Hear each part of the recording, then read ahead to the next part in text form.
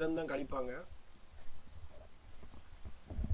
Market ப்ரைஸில் தானே sticker ஒட்டி இருக்கிறதுல இருந்தால் உங்களுக்கு தள்ளுபடி கழிச்சு தருவாங்க. அப்போ நீங்கள் மார்க்கெட் ப்ரைஸை டிக் பண்ணணும். இருக்குங்களா? எம்பி தள்ளுபடியானது எதுலேருந்து கழிக்கணும்னா மார்க்கெட் ப்ரைஸ்லேருந்து கழிக்கணும். ஓகேவா? ரைட். குறித்த விலையிலேருந்து தள்ளுபடியை கழிப்பாங்க. கழிச்சு தான் உங்களுக்கு சேல் பண்ணுவாங்க. அதே மாதிரி அடுத்து கூடுதல் செலவுகள்.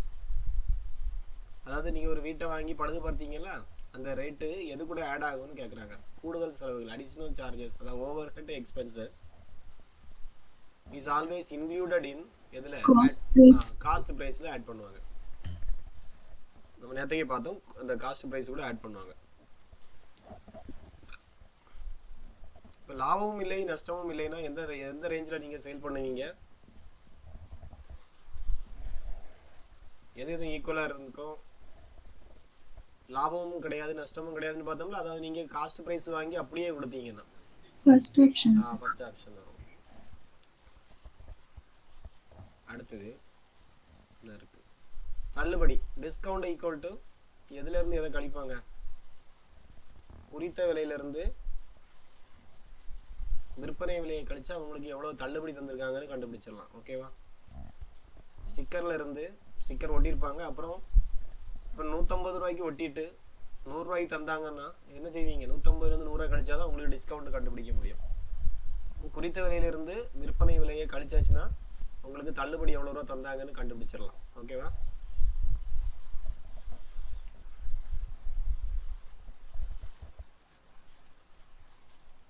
நோட் பண்ணிடுங்க ஃபார்முலா மாதிரி.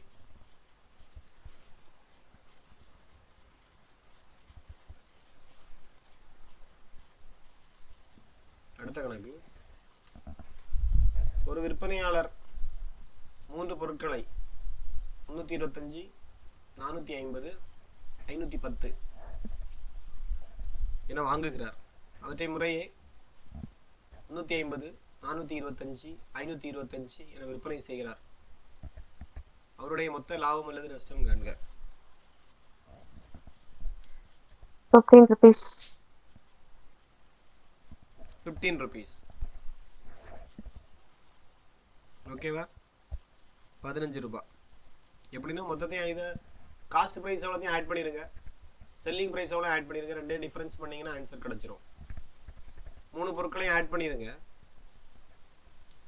அவருடைய காஸ்ட் ப்ரைஸ் எவ்வளோ ரூபா கொடுத்துருக்காருன்னு தெரியும். 325, 450, அப்புறம் 510. 8, 9, 3, 12, 1285 ரூபாய்க்கு வாங்கியிருக்கிறாரு. வித் அமௌண்ட் இது காஸ்ட் ப்ரைஸில் எல்லாம் உள்ளடக்கி.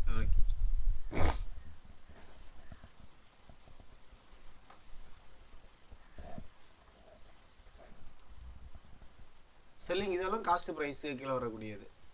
3 பொருளும் செல்லிங் ப்ரைஸ் பார்த்தீங்கன்னா 350, 425, 525 மனக்கணக்கிலே போட வேண்டிய கணக்கு.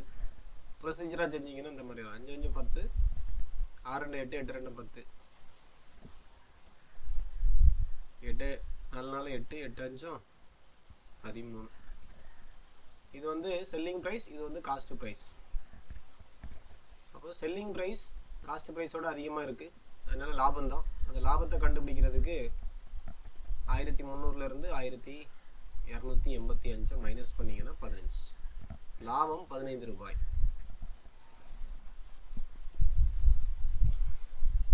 எழுதிட்டு இருக்காதவங்க ஒரு ஸ்க்ரீன்ஷாட் போட்டு வச்சுருங்க. அடுத்த கணக்கு போவோம்.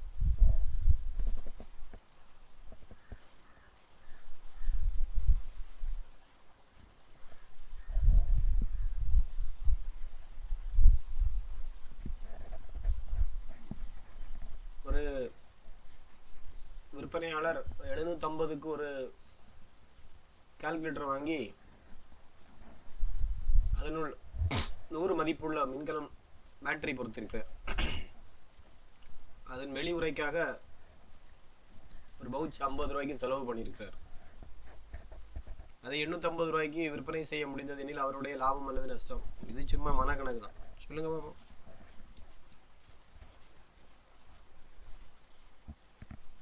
750, 100, 850 900 ரூபா செலவு பண்ணியிருக்கிறாரு, வித்தது 850 ரூபாய். 50 ரூபா நஷ்டம், அப்படிதானா? லாஸ் வந்து 50 rupees. அடுத்தது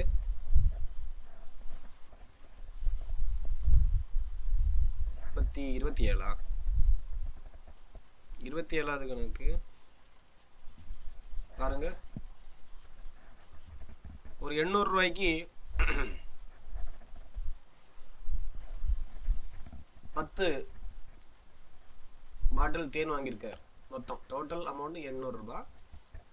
அதுக்கு 10 பாட்டில் தேன் கிடச்சிருக்கு. அப்போ ஒரு பாட்டிலுடைய விலை 80 ரூபான்னு உங்களுக்கு தெரியும். அவற்றை ஒரு நகரத்தில் ஒரு குடுவை, அது குடவைன்றது ஒரு குடுவை 100 வீதம் விற்பனை செய்திருக்கிறார். அப்போ ஒரு பாட்டிலுக்கு அவருக்கு 10 ரூபா லாபம் கிடைச்சிருக்கு. 20 ரூபா லாபம் கிடைச்சிருக்கோ ஒரு பாட்டிலுக்கு. அப்போ எத்தனை ரூபா? 200 ரூபாய் லாபம். மனக்கணக்கு தானே? லாபம் 200.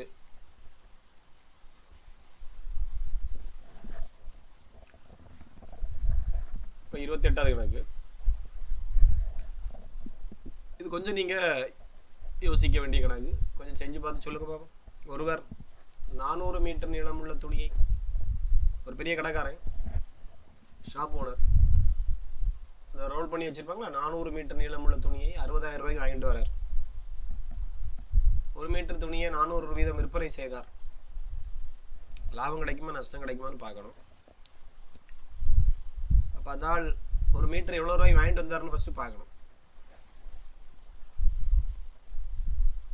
150 rupees sir. இல்லைன்னா ஆமாம், மொத்தம் 400 மீட்டரு இருக்கா. 1 மீட்டர் 400 ரூபா வச்சு வித்துருக்காரு. அப்போ பெருக்கிடுங்க, 400 பெருக்கிடுங்க. அப்போ எவ்வளோ லட்சம் விற்பனை ஆகிப்பாருன்னா 1,60,000 ரூபாய்க்கு வித்துருப்பாரா? ஆமாம். 1 மீட்டர் 400 ரூபாய், 400 மீட்டரை விற்கிறாரு.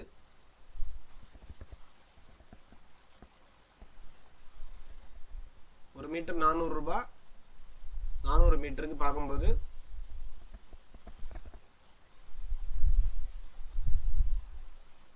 1,60,000 ரூபாய் விற்பனை செய்திருக்காரு. செல்லிங் பிரைஸ், அவருடைய காஸ்ட் பிரைஸ் வர 60,000 ரூபாய் தான் வாங்கிட்டு வந்திருக்கிறார். இப்போ அவருக்கு லாபம் பார்த்தீங்கன்னா 1,00,000 ரூபாய். ஓகேவா? ரைட். அடுத்தது முடிக்காதவங்க ஒரு ஸ்கிரீன்ஷாட் போட்டு வச்சிருங்க. இதெல்லாம் சின்ன கணக்கு தான். அடுத்த கணக்கு 29.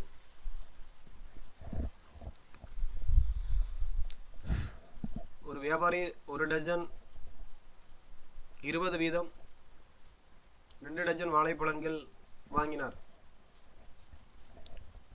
ஒரு வாழைப்பழம் 3 வீதம் அவற்றை விற்பனை செய்தார். ஏனெனில் அவருடைய லாபம் அல்லது நஷ்டம் காண்கன்னு கேட்டிருக்கு.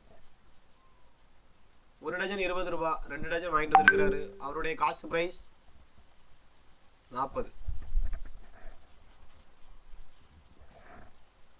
அப்படிதானே?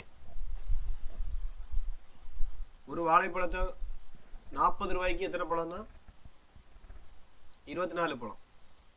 24 பழம் வாங்கிட்டு வந்திருக்கிறார் 40 ரூபாய்க்கு.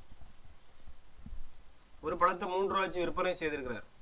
பெருக்கிறீங்க, 24 3ஆல் பெருக்கிறீங்கன்னா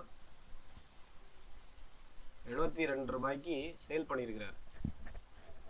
40 ரூபா வாங்கி 72 ரூபாய்க்கு சேல் பண்ணியிருக்கிறார். அப்பொழுது உங்களுக்கு லாபம் தெரிஞ்சிருக்கும். லாபம் 32. ஓகேவா? இனிமேல் ஹோம் ஒர்க் போட்டு விட்டுட்டு புது மாடல் போயிடலாம். எல்லாம் ஒரே மாதிரி தான் போயிட்டே இருக்கு.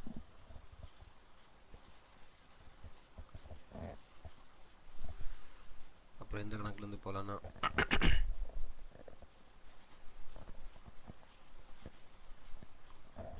32வது கணக்கு வந்துடும். இந்த மீதி உள்ளது அடுத்த கிளாஸு. ஓகே, கொஞ்சம் பெருசு போல இருக்கு. பார்ப்போம் இது எப்படின்னு பார்ப்போம். ஒரு எலக்ட்ரீஷியன் பயன்படுத்தப்பட்ட தொலைக்காட்சி பெட்டி ஒன்றையும் ஒரு குளிர்சாதன பெட்டி ஒன்றையும் முறையே ஒன்று 12,000 ரூபாய்க்கு, ஒன்று 11,000 ரூபாய்க்கு வாங்குறார். தொலைக்காட்சி பெட்டியை சரி செய்ய 1000 ரூபாயும் குளிர்சாதன பெட்டிக்கு வண்ணம் செய்ய 1500 செலவு செய்த பின் தொலைக்காட்சி பெட்டிக்கு 15000 குளிர்சாதன பெட்டிக்கு 15500 என விலை நிர்ணயம் செய்தார். இவை ஒவ்வொன்றுக்கும் ரூபாய் 1000 தள்ளுபடி செய்தார் எனில் அவருடைய லாபம் அல்லது நஷ்டம் காண்க. சரியா? அப்போ ஃபர்ஸ்ட் வந்து அவருடைய காஸ்ட் பிரைஸை பார்க்கணும். சரியா? காஸ்ட் பிரைஸ் பார்க்கணும். அப்புறம் வந்து அவர் தள்ளுபடி கணக்குனால மார்க்கெட் பிரைஸ் என்ன பண்ணியிருக்கிறாருன்னு பார்க்கணும். அப்புறம் டிஸ்கவுண்ட் எவ்வளவு கொடுத்துருக்கிறாருன்னு தெரியணும். இப்போ ஃபர்ஸ்ட் நீங்கள் கண்டுபிடிக்கிறது வந்து அவருடைய காஸ்ட் ப்ரைஸ், ரெண்டு பேருடைய காஸ்ட் ப்ரைஸையும் கண்டுபிடிக்கணும். அதாவது தொலைக்காட்சி பெட்டிக்கு எவ்வளோ காஸ்ட் ப்ரைஸ், ஃப்ரிட்ஜுக்கு எவ்வளோ காஸ்ட் ப்ரைஸ்,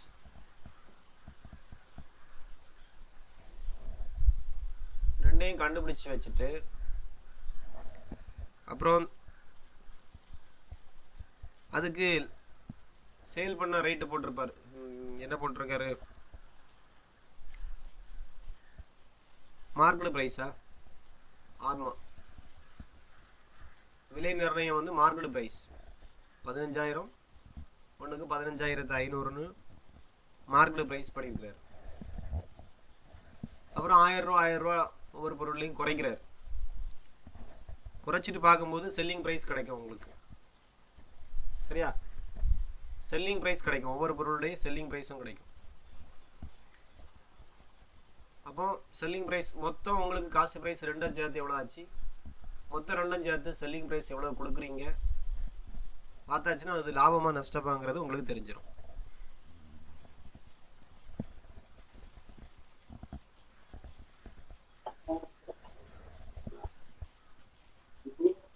லாபமா நஷ்டமாங்கிறத நீங்கள் கண்டுபிடிக்கணும். சரி, நான் இப்போ கேட்குறேன், டிவிக்குடைய டோட்டல் காஸ்ட் ப்ரைஸ் வந்து உங்களுக்கு எவ்வளோ கிடச்சிருக்குன்னா 13000மா? 13000. ஓகே. ஆன்சர் யாருக்காவது 3000 வந்துச்சா லாபம்? ஃப்ரிட்ஜுக்கு 3000 வந்திருக்கு சார், டிவிக்கு 2000 வந்திருக்கு லாபம்.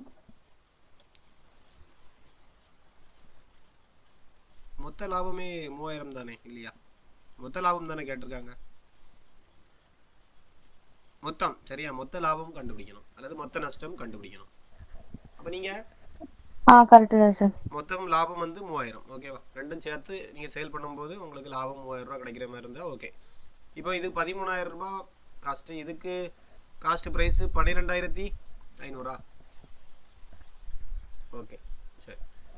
இதை வந்து என்ன குறிக்கிறாருன்னா அவர் மார்க் பண்ணுறாரு. என்னடி மார்க் பண்ணியிருக்காருன்னா, அப்புறம் மார்க் ப்ரைஸ் டிவியுடைய மார்க்கெட் ப்ரைஸ் என்ன பண்ணி வச்சிருக்காரு, 15000 போட்டு வச்சிருக்காரு. அதே இது ஃப்ரிட்ஜுக்கு 15500. அப்புறம் இதில் ஒரு 1000 ரூபா குறைக்கிறாரு டிஸ்கவுண்ட். இது 14000 ரூபாய்க்கு சேல் பண்ணியிருக்காரு. ஓகேவா? Selling price 14000. இதுக்கு 1000 ரூபா குறைக்கிறாரா? ஆமாம்.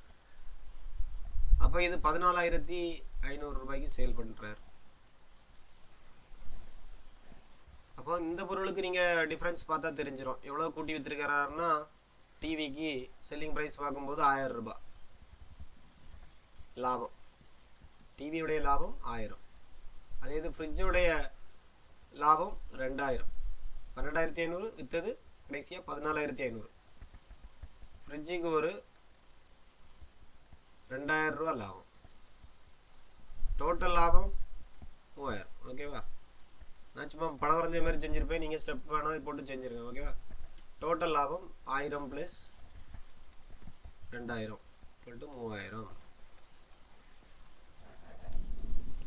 ஓகேவா? கான்செப்ட் புரிஞ்சிருக்கும்னு நினைக்கிறேன் உங்களுக்கு. நீங்களே இந்த கணக்கில் உங்கள் வீட்டிலே எப்படி ஒரு சாதனத்தை வாங்கி விற்றா நீங்கள் என்ன பண்ணுவீங்கன்னு யோசிங்க, அது கரெக்டாக கணக்கு வரும். எப்போட அடுத்த டாபிக் வரும். இனிமேல் லாப சதவீதம் நம்ம ஏற்கனவே பார்த்தோம். இந்த மாதிரிப்பட்ட கணக்கு இனிமேல் தான் வரப்போகுது. இதில் இருந்து இப்படிப்பட்ட கணக்கு தான் கேட்பாங்க. ஒரு கடைக்காரர் ஒரு நாற்காலியை 325க்கு வாங்கி 350க்கு விற்பனை செய்தார். லாப சதவீதம் நான் நேற்றுக்கே சொல்லி தந்துட்டேன். லாப சதவீதம் எப்படி கண்டுபிடிக்கணும்னா, ஃபஸ்ட்டு லாபத்தை கண்டுபிடிக்கணும்.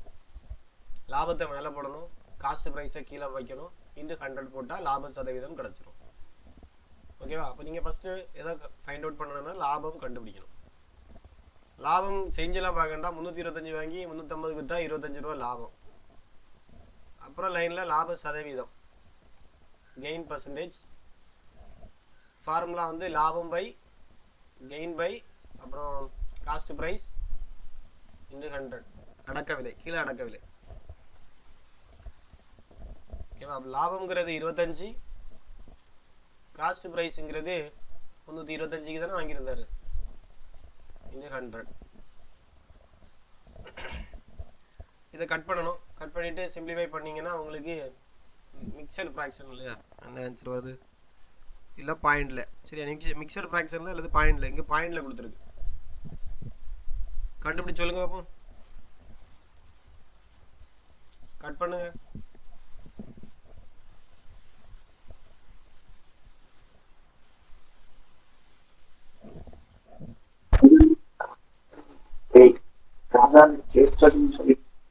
விசாரிப்பதில்லை. 7.67.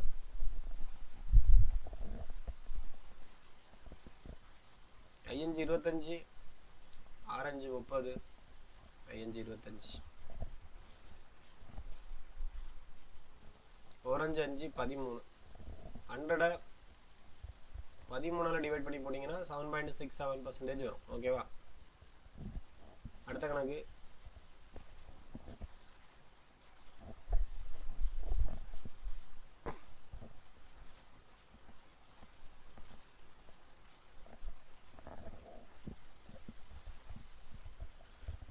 ஒரு சட்டை 110க்கு வாங்கப்பட்டு 90க்கு விற்கப்படுகிறது.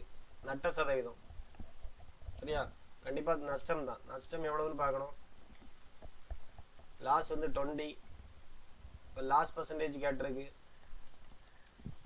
லாஸ் பை காஸ்ட் ப்ரைஸ் கீழே தான், into 100. Loss 20, cost price 110, into 100. ஓகேவா? இப்போ 200 11 வகுத்து போடணும்.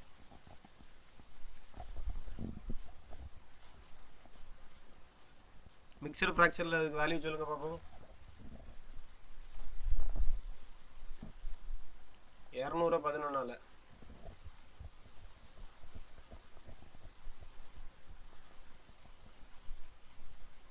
18 3/11%. சரி, 2ல் இருக்குல்ல, 90லேருந்து 88, 2/11.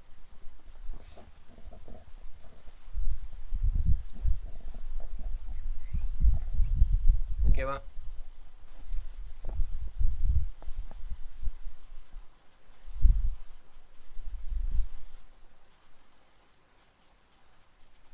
அடுத்த கணக்கு தான் கொஞ்சம் இதில் வந்து மாற்றி கேட்பாங்க. ஒரு பொருளை 200க்கு வாங்கி, கவனிக்கணும், சதவீதத்தை கொடுத்துட்டாங்க, காஸ்ட் ப்ரைஸ் கேட்டிருக்காங்க. அப்படி கணக்கு மாறுது. இது வரைக்கும் டைரெக்டாக கண்டுபிடிச்சிட்டு இருந்தோம். இனிமேல் அதில் தான் மிஸ்ஸிங் டேட்டாவை கண்டுபிடிக்க போகிறோம். ஆன்சரை கொடுத்துட்டாங்க. இப்போ காஸ்ட் ப்ரைஸ் கொடுத்துருக்கு, நஷ்டத்திற்கு நட்ட சதவீதம் கொடுத்துருக்கு, லாஸ் பர்சன்டேஜ் கொடுத்துருக்கு, காஸ்ட் ப்ரைஸ் கேட்டிருக்கு. அப்போ ஃபார்முலாவை ஃபஸ்ட்டு எழுதிடணும். Loss percentage equal to loss by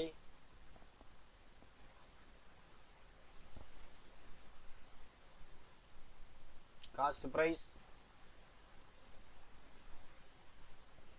அப்புறம்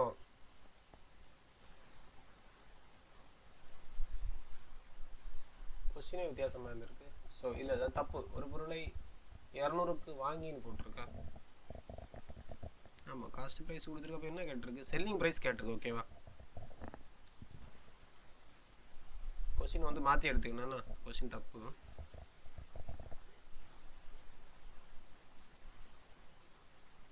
₹200 வாங்கி அதோட குறைச்சி விற்றா தானே ஆன்சர் கிடைக்கும். அப்போ what is the cost price கிடையாது, இது வந்து செல்லிங் ப்ரைஸ். கொஸ்டின் வந்து செல்லிங் ப்ரைஸ் கேட்டிருக்காங்கன்னா ₹200 வாங்கி நஷ்டத்திற்கு விற்கிறாங்க. அந்த விற்பனை விலை கேட்டிருக்கு. செல்லிங் ப்ரைஸ் கண்டுபிடிக்கணும். சின்ன மாற்றிங்க.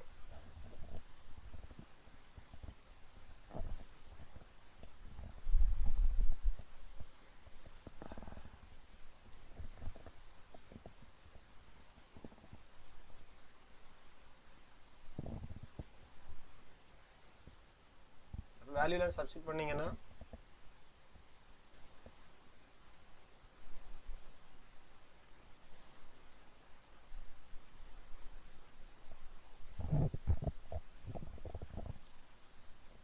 இப்போ நமக்கு இதில் ஃபார்முலாவில் காஸ்ட் ப்ரைஸ் தான் இருக்குது. ஆனால் நமக்கு எஸ்பி வேணும். ஆன்சரில் என்ன வேணும்? எஸ்பி வேணும். ஸோ அந்த ஃபார்முலாவை நம்ம சேஞ்ச் பண்ணுறோம். லாஸ் பர்சன்டேஜ் நமக்கு லாஸுக்கு ஆல்ரெடி ஃபார்முலா படிச்சிருந்தோம். நஷ்டம் சீக்கோட்டு எதுலேருந்து எதை கழிக்க சொன்னேன்? எது அதிகமாக இருக்கும் எது குறைவாக இருக்குன்னு பார்த்தீங்கன்னா நஷ்டம்ங்கிறது காஸ்ட் ப்ரைஸ் தான் அதிகமாக இருக்கும். செல்லிங் ப்ரைஸ் குறைச்சி விற்றுருப்பீங்க, அப்போ தான் நஷ்டம் வரும். அப்போ இந்த இடத்துல மேலே சப்ஸ்டிட் பண்ணணும். சிபி மைனஸ் எஸ்பி பை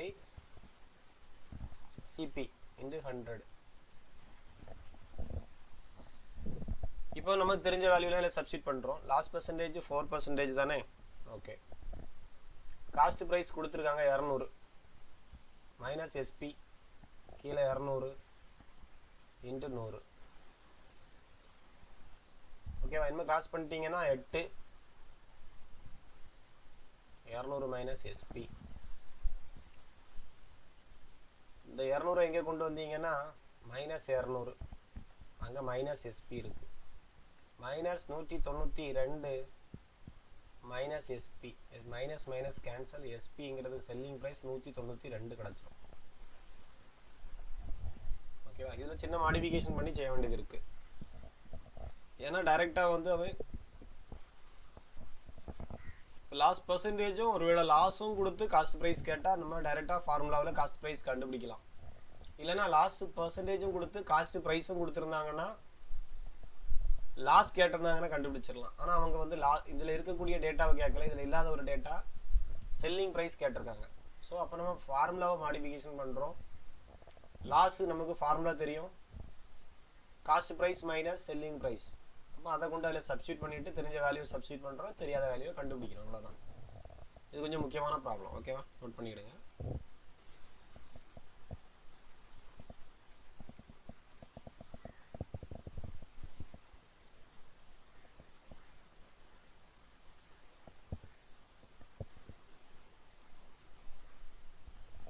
அடுத்தது 37வது கணக்கு விடுவோம். 36 இருக்கட்டு. 37 36 நாளைக்கு அது வேற மாடல். ஓகே, அது வேற ஃபார்முலா பார்க்கணும். சரி, இங்கே பாருங்க 37வது ப்ராப்ளம். கருண் என்பவர் ஒரு ஜோடி காலணிகளை செருப்பு வாங்க போறாரு. 25% விலையில் வாங்கினார். அவர் செலுத்திய தொகை 1000 ரூபாய். 25% விலையில் வாங்கினார்னா அவங்களுக்கு டிஸ்கவுண்ட் எவ்வளவு கொடுத்துருக்காங்கன்னு மீனிங் 75% டிஸ்கவுண்ட். புரியுதா? அதான் அந்த கணக்கினுடைய புரிதல். 25% விலையில் வாங்கியிருக்கிறார் ஒரு பொருளை. அப்போ அதனுடைய முழு விலை பார்த்தீங்கன்னா 100%. ஆனால் அவர் வாங்கின விலை 25%க்கு தான் அந்த பொருளை வாங்கியிருக்கிறாரு.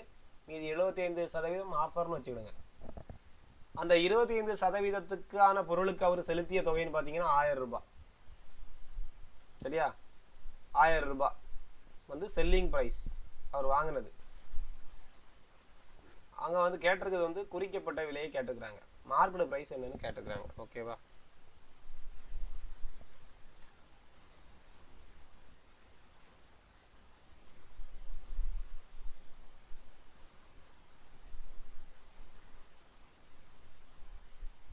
அப்போ அவர் செலுத்திய தொகை செல்லிங் பிரைஸ் 1000.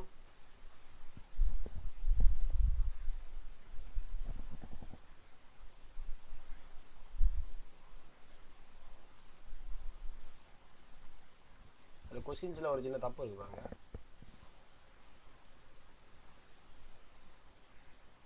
இதில் ஒரு கொஸ்டினில் என்ன தப்புனா 25% டிஸ்கவுண்ட் போடணும். பார்த்துங்க, அதான் கரெக்டான ஆன்சர் வரும். எல்லாமே ஒரு சின்ன சின்ன மிஸ்டேக் இருக்குது, நான் கவனிக்காம விட்டேன். சரி, இந்த கொஸ்டின் இருக்கட்டு, நாளைக்கு கன்ஃபார்ம் பண்ணிக்கணும். இதில் 25% டிஸ்கவுண்ட் போட்டால் தான் அங்கே உள்ள ஆன்சர் வரும். சரி, 37 நாளைக்கு 38 வந்துருங்க. ஒரு அரைக்குறையை போட்டு டைம் யூஸ் பண்ண வேண்டாம். கொஸ்டினில் ப்ராப்ளம் இருக்குது. அதில் 37 ப்ராப்ளம் இருக்குது கொஸ்டினில் இருக்கட்டு. ரைட், நோட் பண்ணி வச்சுக்கிறேன். அப்புறம் 38 எல்இடி லைட்டு தொலைக்காட்சி, ஓகே, எல்இடி டிவி விற்பனை விலை அதன் அடக்க விலையை போன்று 3 மடங்கு. இதெல்லாம் கொஞ்சம் முக்கியமான கணக்கு. விற்பனை விலைங்கிறது செல்லிங் ப்ரைஸ், அடக்க விலைங்கிறது காஸ்ட் ப்ரைஸ். ஓகேவா? அப்போ இதுலேருந்து ஒரு டேட்டா நமக்கு தெரியுது. லாப சதவீதம் கேட்டிருக்காங்களா? ஓகே,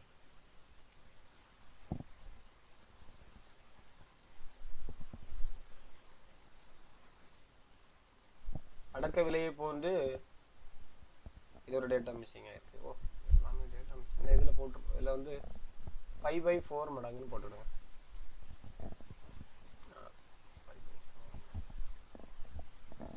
அவசரமாக காப்பி பண்ணி டேட்டாவை மிஸ் பண்ணியிருக்கேன். சரி, then find the gain of கரெக்டாக. இப்போ அதாவது ஒரு தொலைக்காட்சி விற்பனை விலை செல்லிங் ப்ரைஸ் அதன் அடக்க விலையை போன்று 5/4 மடங்கு. ஓகே, அப்போ எப்படி எடுக்கணும்னா செல்லிங் ப்ரைஸ் வந்து ஈக்குவல் டு 5/4 மடங்கு ஆஃப் எது காஸ்ட் ப்ரைஸ். அதாவது காஸ்ட் ப்ரைஸினுடைய 5/4 மடங்கு தான் செல்லிங் ப்ரைஸாக விற்கிறாங்க. இதான் அவங்க கொடுத்துருக்க ரூல். அவங்க கொடுத்துருக்க லைனு இப்படி தான் எடுத்து எழுதணும். புரியுதா? இப்படி விற்பனை விலைங்கிறது செல்லிங் ப்ரைஸ், காஸ்ட் ப்ரைஸுங்கிறது அடக்க விலை. அந்த அடக்க விலையை போன்று, அப்போ அடக்க விலையை போன்று வரும் பொழுது அந்த அடக்க விலையில் இதை கொண்டு பெருக்கணும். போன்றுங்கிற இடத்துல பெருக்கணும். அந்த அடக்க விலையில் 5/4 மடங்கு சேர்த்து பெருக்குனீங்கன்னா அதுதான் செல்லிங் ப்ரைஸ். இந்த பட்சத்தில் அவங்க என்ன கேட்குறாங்கன்னா லாப சதவீதம் கேட்குறாங்க. அப்போ என்ன பண்ணணும்னா நீங்கள் வந்து SP/CP வரும். இதில் செல்லிங் ப்ரைஸ் பை சிபியை ஒரு சைடு கொண்டு வாங்க. காஸ்ட் ப்ரைஸ் தான் எப்போவுமே கீழே இருக்கணும், செல்லிங் ப்ரைஸ் மேலே வந்துடுச்சு. இப்போ உங்களுக்கு என்ன கிடைக்குன்னா 5/4. இப்போ உங்களுக்கு ஒரு புரிதல் வரணும். என்ன புரிதல்னா காஸ்ட் ப்ரைஸ் 4 ரூபாயாக இருந்தால் செல்லிங் ப்ரைஸ் 5 ரூபாய். இதான் மீனிங். இந்த லைன்லேருந்து உங்களுக்கு கிடைக்கக்கூடிய மீனிங். கீழே இருக்கக்கூடிய வேல்யூ கரெக்டாக அதுக்கு நேரான வேல்யூ தான். காஸ்ட் ப்ரைஸ் 4 ரூபானா செல்லிங் ப்ரைஸ் 5 ரூபா அப்படிங்கிற சென்ஸில் தான் நீங்கள் வரணும். புரியுதா? அப்போ உங்களுக்கு லாபம் எவ்வளோ ரூபான்னு பார்த்தீங்கன்னா காஸ்ட் ப்ரைஸ் 4 ரூபா, செல்லிங் ப்ரைஸ் 5 ரூபா. அப்போ லாபம் வந்து 1 ரூபா. புரியுதா? இப்படி தான் அந்த கணக்கு செய்யணும். 1 ரூபா. அப்போ லாபம் 1. அவங்க கேட்டிருக்கிறது லாப சதவீதம். So gain percentage equal to gain by cost price into 100. இப்போ கெயின் உங்களுக்கு எவ்வளோ கிடச்சிருக்குன்னா 1. காஸ்ட் ப்ரைஸ் கீழே எவ்வளோ இருக்குது? 4 ரூபா இன்டு 100. இப்போ கட் பண்ணிங்கன்னா 25% வந்து உங்களுக்கு கெயின், லாபம். புரியுதா? ஒரு ஈக்குவேஷனில் ஃபார்ம் பண்ணுறோம். அந்த ஈக்குவேஷனில் இருந்து எஸ்பிங்கிறத மேலே வைக்கிறீங்க, காஸ்ட் ப்ரைஸை கீழே வைக்கிறீங்க. எப்படி வச்சாலும் பிரச்சனை கிடையாது, ஆனால் கரெக்டாக தான் வரும். ஏன்னா உங்களுக்கு காஸ்ட் ப்ரைஸுக்கு நேராக எவ்வளோ ரூபா? 4 ரூபா. செல்லிங் ப்ரைஸுக்கு நேராக 5 ரூபா. இப்போ லாபமாக நஷ்டமானு பார்த்தீங்கன்னா லாபம். ஏன்னா காஸ்ட் ப்ரைஸ் 4 ரூபா, செல்லிங் ப்ரைஸ் 5 ரூபா. டைரெக்டாக ரூபாயெல்லாம் கொடுக்க மாட்டாங்க, மடங்கில் தான் கொடுத்துருப்பாங்க. ஆனால் நீங்கள் அசம்ஷன் பண்ணுறது இந்த மாதிரி எடுத்துக்கலாம். இது 4 இருந்தால் அது 5. அப்போ 1ங்கிறது லாபம். அப்போ 1 மேலே போடணும், கீழே காஸ்ட் ப்ரைஸ்க்கு இவ்வளோ மடங்கையோ அமௌண்ட்டையோ போடுறீங்க. இந்த 100 இவ்வளோதான். ஓகே, உங்களுக்கு கிடைக்கிற ஆன்சர் 25%. ஓகேவா? இது முக்கியமான கணக்கு. அப்புறம் அடுத்தது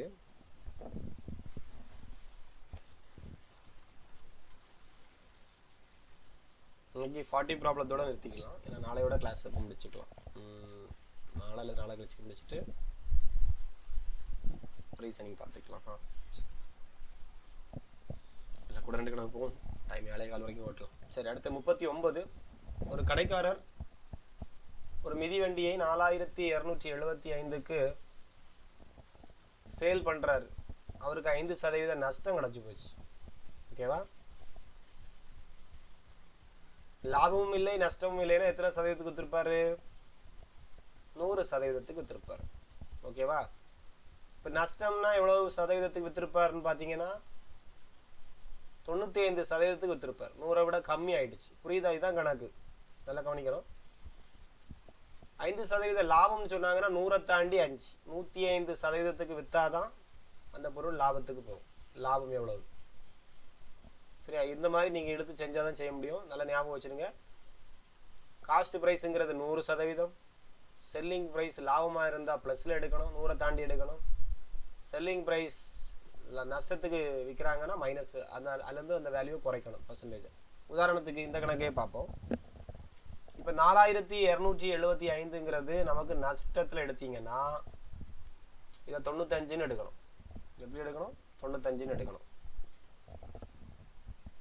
ஏன்னா அவர் நஷ்டத்துக்கு விற்றுருக்காரு. 100 அவர் காஸ்ட் ப்ரைஸோட குறைச்சி விற்றுருக்காரு. காஸ்ட் ப்ரைஸ் தான் 100, சரியா? காஸ்ட் ப்ரைஸ் தான் 100%. 5% குறைச்சி விற்றா அது நஷ்டம். ஸோ அவர் கொடுத்துருக்க 4275க்கு எது ஈக்குவல்னா 95%க்கு ஈக்குவல். இப்படி தான் எடுக்கணும், ஞாபகம் வச்சுக்கோங்க. அப்புறம் இதிலிருந்து நம்ம இப்போ என்ன கண்டுபிடிக்க போகிறோம்னா காஸ்ட் ப்ரைஸ் கண்டுபிடிச்சிடலாம். இந்த அமௌண்ட் இது 100 போட்டிங்கன்னா உங்களுக்கு என்ன கண்டுபிடிக்கணும்? அப்போ 4275ங்கிறது 95னா எனக்கு 100% என்ன வரணும்னு கண்டுபிடிக்கணும். இதுதான் எக்ஸ். அப்போ ஒரிஜினல் காஸ்ட் ப்ரைஸ் நமக்கு தெரிஞ்சிடும். 100க்குங்கிறது என்னது? 100க்குங்கிறது காஸ்ட் ப்ரைஸ். 95ங்கிறது நஷ்டத்துக்கு விற்ற அமௌண்ட் தான் இருக்குது. அப்போ 100க்குங்கிறது எக்ஸ். அப்போ கிராஸ் பண்ணி எக்ஸை கண்டுபிடிச்சிடணும். அப்போ எக்ஸ் மேலே போயிடும். 4275 கூட 100 போயிடும், கீழே 95 வரும். நிறைய மாடலில் செய்வாங்க. இப்போ நமக்கு என்னதான் கேட்டிருக்கு?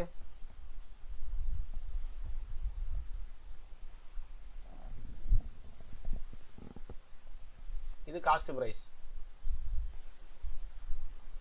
இல்லை அவங்க வந்து என்ன கேட்டிருக்காங்கன்னா 105% கேட்டிருக்காங்க. சாரி, லாபம் தானே கேட்டிருக்காங்க. என்ன விலைக்கு செல்லிங் பண்ணலான்னு கேட்டிருக்காங்க. அப்போ 1 மினிட்டு கணக்கு அவங்க கேட்டிருக்கிறது 100க்கு இல்லை 105க்கு கேட்டிருக்காங்க. ஆன்சர் ஒன்று. காஸ்ட் ப்ரைஸ்னா 100 கண்டுபிடிக்க வேண்டியதான். அவங்க கேட்டிருக்கிறது செல்லிங் ப்ரைஸ் கேட்டிருக்காங்க. செல்லிங் ப்ரைஸ் எவ்வளோ ரூபாய்க்கு விற்றுருக்காங்க? 5% லாபம் கூட்டி தான் விற்றுருக்காங்க. அப்போ 105%க்கு நீங்கள் கண்டுபிடிக்கணும்.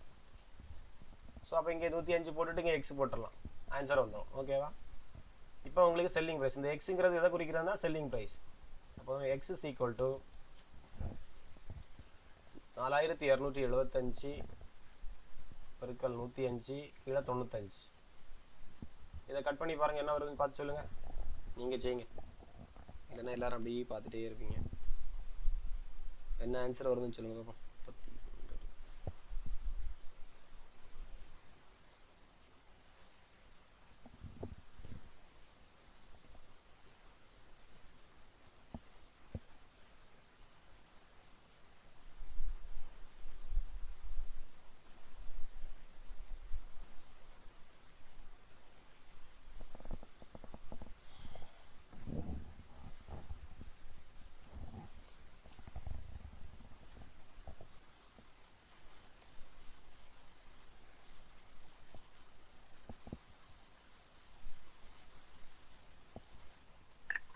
சார் அந்த 100 மட்டும் எப்படி என்ஜின் புரியல சார், இன்னொரு தடவை சொல்லி தரீங்க?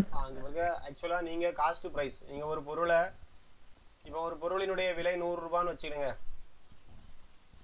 அது 100%. ஓகே, அப்படி தான் எடுக்கணும், சரியா? அதாவது உங்களுடைய காஸ்ட் ப்ரைஸை 100% எடுப்பீங்க. அதுக்கப்புறம் தான் நீங்கள் ஒரு 10%க்கு லாபத்தை விற்கிறீங்கன்னா அதை 110 அப்படிங்கிற வேல்யூவில் எடுக்கணும். ஓகேவா? 10% லாபம்னா 110 சதவீதமாக எடுப்பீங்க. 10% லாபம்னா அந்த வேல்யூ நீங்கள் எதை எப்படி தான் எடுக்கணும்னா 110 தான் எடுப்பீங்க. ஒரு 5% நஷ்டம் அப்படின்னு சொன்னீங்கன்னா அதை 95%க்கு எடுக்கணும். குறைச்சி இந்த மாதிரி எடுத்தால் தான் இது ஷார்ட்கட் மாதிரி தான், புரியுதா? இப்போ ஆக்சுவல் ப்ரைஸை வந்து நீங்கள் 100%ன்னு சொல்லுவீங்க, ஆக்சுவல் ரேட்டு. ஒரு 10% உங்களுக்கு லாபம் கிடச்சிருக்குன்னா அந்த அமௌண்ட்டை நீங்கள் எப்படி எடுக்கணும்னா 110ன்னு எடுக்கணும். புரியுதா? உங்களோட கூட்டி தான் வச்சுருப்பீங்க. இப்போ உங்களுக்கு ஒரு பொருள் 100 ரூபாய் இருக்குன்னா அதை ஒரு 110 ரூபாய்க்கு விற்கிறீங்க. அப்படிங்கும்போது அதை 110, அதாவது லாபத்துக்கு விற்றுருக்கிறீங்க. அப்போ எத்தனை சதவீதம் லாபத்துக்கு விற்றுருக்கீங்கன்னா 10% லாபத்துக்கு விற்றுருக்கீங்கன்னா அந்த வேல்யூ எப்படி வந்துடும்னா 110ன்னு எடுத்துடணும்.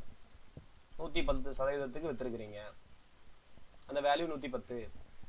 இப்போ ஒரு அந்த வேல்யூ உங்கள் ஆக்சுவல் காஸ்ட் ப்ரைஸ் 100ல் ஒரு 5% நஷ்டத்துக்கு விற்றுருக்காங்கன்னா நீங்கள் அதை எத்தனை வேல்யூக்கு எடுக்கணும்னா 95க்குன்னு எடுக்கணும். 5% குறைச்சி விற்றுருக்காங்க. அப்போ அந்த ஆக்சுவல் ரேட் வந்து எதா மாறிடும்னா 95 மாறிடும், 5 குறைஞ்சிரும். இது கான்செப்ட் வைஸ் எடுக்கிறது.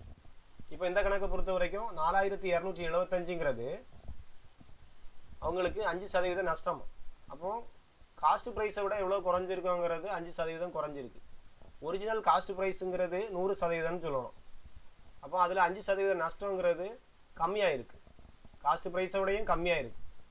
உங்களுடைய அடக்க விலையை விட கம்மியாக கொடுத்துருக்கீங்க. இப்போ எவ்வளோ அதுக்கு வேல்யூவை ஈக்குவல் பண்ணிக்கலாம்னா 95 ஈக்குவல் பண்ணிக்கலாம். 100 விட குறைஞ்சி போச்சு, 5% குறைஞ்சி போச்சுன்னு எடுத்துக்கணும்.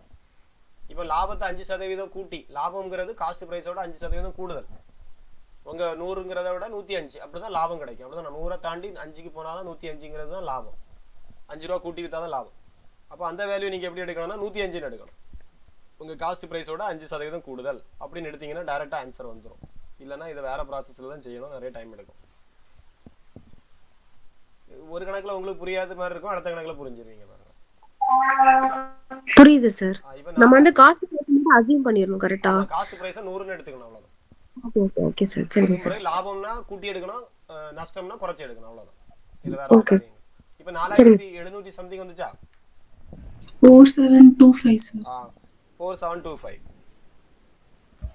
ஓகே, அடுத்த ப்ராப்ளம். இதே மாதிரி வேற ப்ராப்ளம் பார்த்தா புரியுமே. வேற எங்க இருக்கு? வரும்போது பார்த்துக்கலாம். என்னங்க 42 முடிச்சுட்டு வரும். ஓகே, இதை பாருங்க, ஸ்ட்ராபெரி கணக்கு. இந்த கணக்கோட நீங்கள் முடிச்சுக்கலாம். இந்த கணக்கு மாதிரி என்ன ஒரு உங்களுக்கு பர்சன்டேஜ் கணக்கு எங்கே இருக்குது? அதே மாதிரி தான் நான் தேடுறேன், கிடைக்கும் இல்லையா?